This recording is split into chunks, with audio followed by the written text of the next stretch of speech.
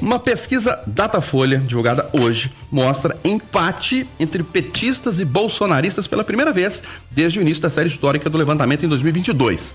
O grupo, que se considera mais próximo do partido do presidente Lula, recuou de 39% para 35% desde o último levantamento feito em abril.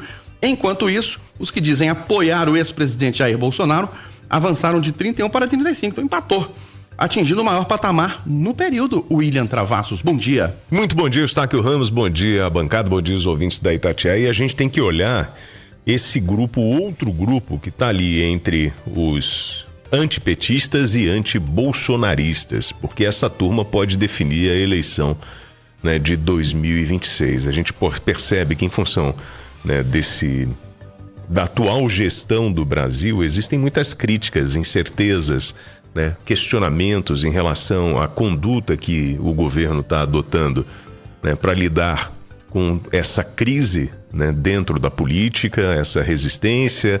O governo parece que está amarrado e não consegue, né, desenvolver para trazer para o cidadão aquela sensação de que, né, as coisas o barco está fluindo tranquilamente, com o mar calmo, a gente está sempre num mar revolto. E aí eu acredito que isso aí, o Eustáquio, é um caminho natural, né?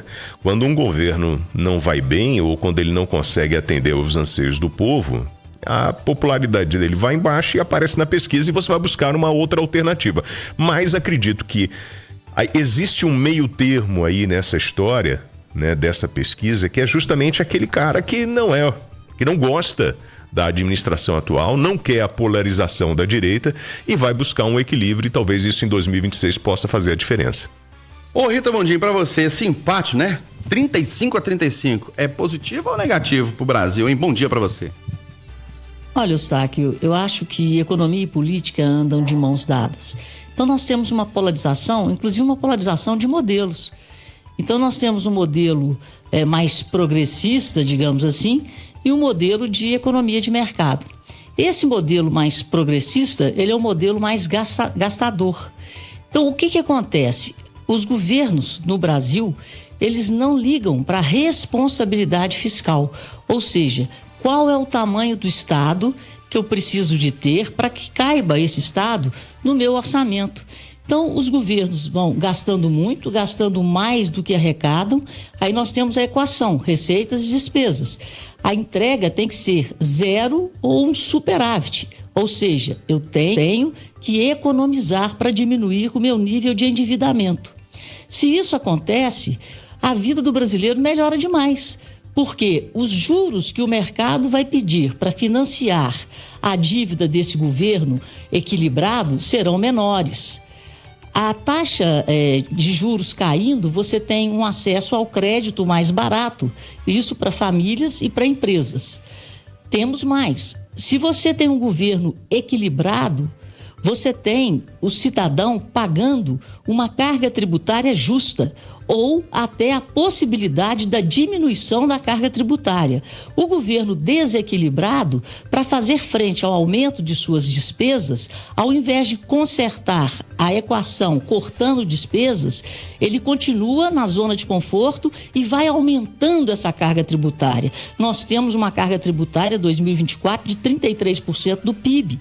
Então nós não conseguimos mais dar o nosso sangue, seja pagando tributos, seja pagando juros, em função desse desequilíbrio fiscal que não é corrigido, porque os governos não têm vontade política de cortarem na carne, de entregarem uma reforma política, de entregarem uma reforma administrativa para aliviar a pressão em cima do bolso das famílias e do bolso das empresas. Esse é o grande problema. Eduardo Costa, já me antecipou que você vai falar uns 5 minutos sobre esse assunto, até porque você tem muito a falar. Bom dia. Falar 30 segundos sobre esse assunto, 4,5 sobre o outro. Tô nervoso. Bom dia. Por que você tá nervoso? Porque eu fiquei agora.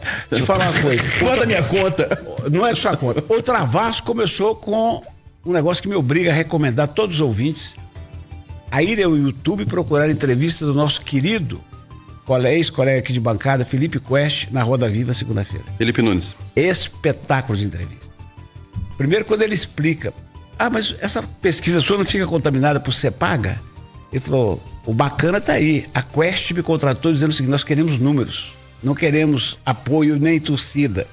Então eu tenho liberdade. Eu achei isso fantástico. Isso é transparência. Número 2, a pesquisa dele revela que 70% dos brasileiros dizem não se julgarem ameaçados se um governo que não for o Lula ganhar a próxima eleição e perder o Bolsa Família. Olha que negócio importante. Olha que dado importante. 70% das pessoas que recebem Bolsa Família não temem perder se outro governo entrar. Isso é combate à fake news. Olha que negócio legal. Mas o que ele mais disse de importante, o Travassos acabou de falar, e eu falo aqui o tempo todo, há 2 anos que eu falo isso. O segredo está no meio. Eustáquio, nesses 35 por lado, nem por outros. Pode escrever isso aí. Quem vem ano que vem não é nenhum nem outro. Você acha? Ninguém aguenta mais, Eustáquio. Quer dizer, ninguém aguenta assim. Você tira os torcedores, que são 30% de cada lado. Sobram 40%. Esses 40% vão reagir, Eustáquio. É pro bem da nação. E agora eu vou gastar os 3 minutos que eu preciso com um assunto que não está na pauta, eu preciso falar da minha indignação. Ô, gente, quando eu bato no pé, eu sei que Alexandre de Moraes virou um todo-poderoso, eu sei que ele devia estar fora desse processo, tudo, mas eu insisto na legalidade do processo do Supremo, porque eu quero ver um país melhor. Mas todo dia me obrigam a mudar de opinião, e como eu não sou poste, eu mudo. A última agora, meu caro Bortoleto, que nos honra aqui. Eu vou morrer acreditando que a Lava Jato fez tudo certo. Vou morrer. Que aquela delação do Palocci, bastava ela. Foi tudo anulado, jogado na lata de lixo, dizendo que apuraram no lugar errado. Mas, tá bom, vamos apurar então em Brasília, que é onde queriam, mas traz os dados. Não trouxeram. E eu não vi um colega meu da grande imprensa nacional defender que trouxesse. Não vi um.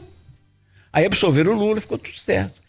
Agora, há uma possibilidade considerável de se anular a delação do Cid, porque vai ter a acareação dele com o Coelho Neto semana que vem, e se for confirmado que ele mentiu, pode. Agora eu tô vendo os coleguinhas meus da imprensa nacional já defendendo ardorosamente que, ainda que se cancelar a delação premiada, as provas por ela trazidas às outras prevaleçam. Ou seja, aí eu sou obrigado a concordar com a turma que ama o Bolsonaro, que é tudo feito para prejudicar o Bolsonaro, ué. Então, Silvana Lobo, o que a Lava Jato apurou foi jogado lá do lixo que está no lugar errado. O que estão apurando com uma delação que será provavelmente anulada, tem que valer. Ué, então, agora, é claro que estão criando um crime para aquilo que eu falei, amigo. Ainda que condenem o Bolsonaro, haverá a chamada revisão criminal neste ou no próximo governo. E vão absolver o Bolsonaro. E sabe o que eu vou achar? Tá tudo certo, 0-0. Eu acho que houve crime nos 2 casos. Já absolveram um, absolve o outro, 0-0. E vão para a eleição para tentar acabar com essa divisão que só faz mal ao Brasil. Então, para encerrar a prosa longa minha, pedindo excusas e prometendo ficar calado nas próximas, não sei se vou conseguir, não, vou tentar falar menos, pelo menos. Felipe Nunes falou anteontem, viu, Travassos? Você tem razão. Esqueçamos 35, o segredo está no meio. E para você, Silvana Lobo, o que significa esse empate, né? 35-35 dos que apoiam Lula e dos que apoiam Bolsonaro? Bom dia. Bom dia, Eustáquio. Bom dia a todos. Olha, primeira coisa, pesquisa perfeita, porque é o que a gente percebe, né? A gente sai nas ruas aí e percebe que a turma da torcida pode ter acontecido o que acontecer, que a turma da torcida não larga de jeito nenhum. Pode ser o demônio, pode ser, não quer nem saber. Pode ter tudo de errado, é torcida. Torcida veste a camisa e não tá nem aí, nem lava a camisa até o final do campeonato, não é isso? Então, é exatamente o que a gente percebeu. É isso mesmo. Eu estaria mais ou menos com o Eduardo. Nem falaria 35, eu acho que é 30 e 30 mesmo. E que sobra nesse meio a turma que não quer, mas que está sendo obrigada já há algumas eleições a votar no menos pior.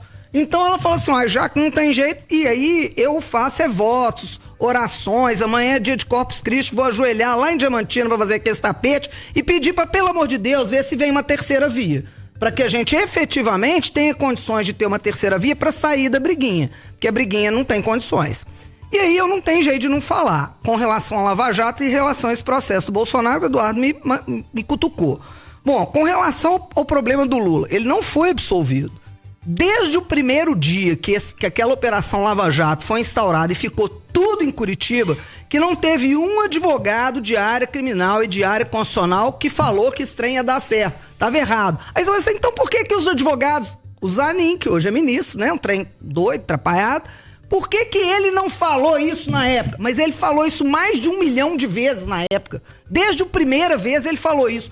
Mas o Supremo não falou nada. Falou, não é o caso. E deixou o pau cantar. Por quê? Porque o Supremo achava que viria um presidente bacana, achava que o Bolsonaro não daria problema nenhum e que ia ficar tudo bem. Quando chega Bolsonaro presidente, qualquer confusão, brigaiada com o Supremo e joga vacina fora e não sei o quê, o que o Supremo fez? Opa! O lugar tá errado, anula tudo. Na hora que anulou tudo, deu prescrição da pena. Então não adiantava julgar para Brasília, porque a pena tá prescrita. As provas, eu também acho que há crime naquilo e as provas seriam necessárias, mas começou no lugar errado, é a teoria da árvore dos frutos envenenados, né? O início começou errado, o final não pode dar certo. Isso é o que a mãe da gente fala pra gente, né? Se começa errado, a chance de dar certo é nenhuma, tá? Esse é o problema. E o caso de Bolsonaro, eu não tenho dúvida. E com outro problema, a delação premiada no Brasil, ela não é o guarda, ela tá embaixo de tudo, então ela é a base das provas. As provas que são formadas vêm em cima dela.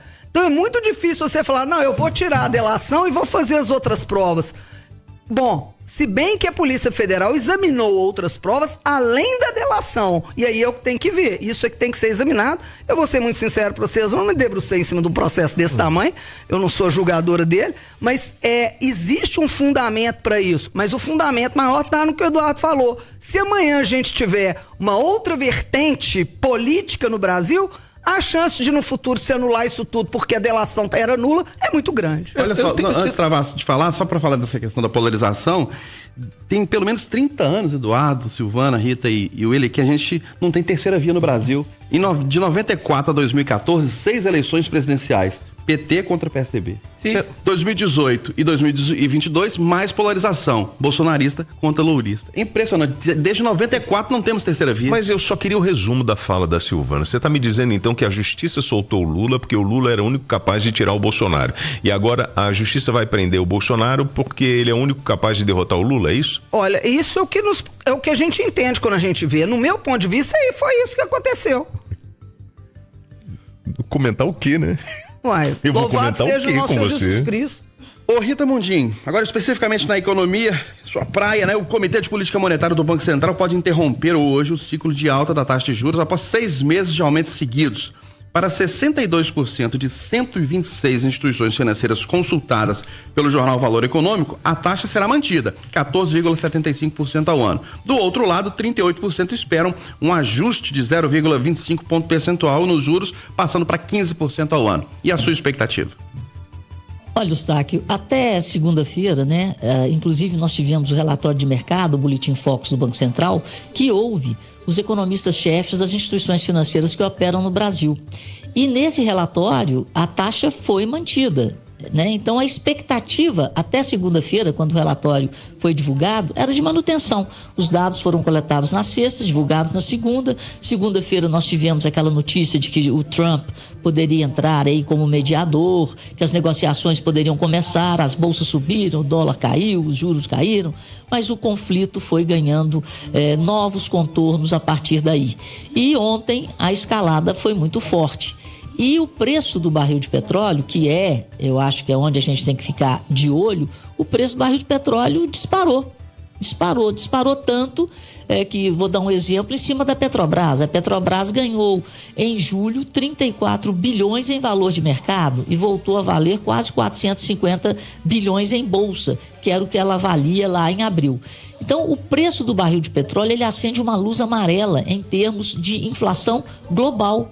E isso pode mudar, né, o destino das decisões tanto do Comitê de Política Monetária aqui do Brasil, quanto o americano. O americano deve manter a taxa, isso já está no preço, mas o nosso havia uma dúvida, porque a inflação está muito descolada do teto da meta e do centro da meta. Nós estamos com a inflação projetada na última segunda-feira a 5,25 para um teto de meta 4,5% e para o centro de meta 3%. E o Banco Central tem sido, sim, independente e conservador conservador. Então ele pode dar um recado de mais austeridade e elevar a Selic a 0,25 para mostrar que ele não está para brincadeira. Mas o problema é que, por outro lado, esse governo insiste em adotar políticas incentivando o consumo para entregar crescimento econômico em cima de endividamento. Então, é o Banco Central pisando no freio, um governo no acelerador e o Brasil derrapando ou capotando. É desse jeito que nós temos funcionado nos últimos tempos. E aí, Eduardo? Podemos ou não ter um aumento da taxa de juros, manutenção? Porque a gente não quer aumento de nada, né? Eu cumpro promessa. Fico com a Rita, fala pouco. E você, Silvana Lobo? Ao meu caso, eu mesmo entendo muito pouco disso, mas o que a gente não quer é aumento de nada, aumento de tributo, aumento de juros, aumento de nada. Nós estamos precisando é pagar menos. A argumentação do Banco Central, William Travassa, é que aumentando a taxa de juros você segura a inflação. Então você aumenta um para segurar o outro. Sim, aí você, para parcelar as coisas, vai ficar mais caro. Eu gostaria muito de ouvir o presidente da República sobre esse ponto. É porque eu ouvi tantas críticas do presidente, né, ao presidente anterior do Banco Central, porque ele colocava a culpa sempre em cima da administração do Bolsonaro. E agora, amiguinho, a culpa é de quem? Você vai assumir a responsabilidade? Pois não, Rita? William, eu queria até voltar no primeiro tema.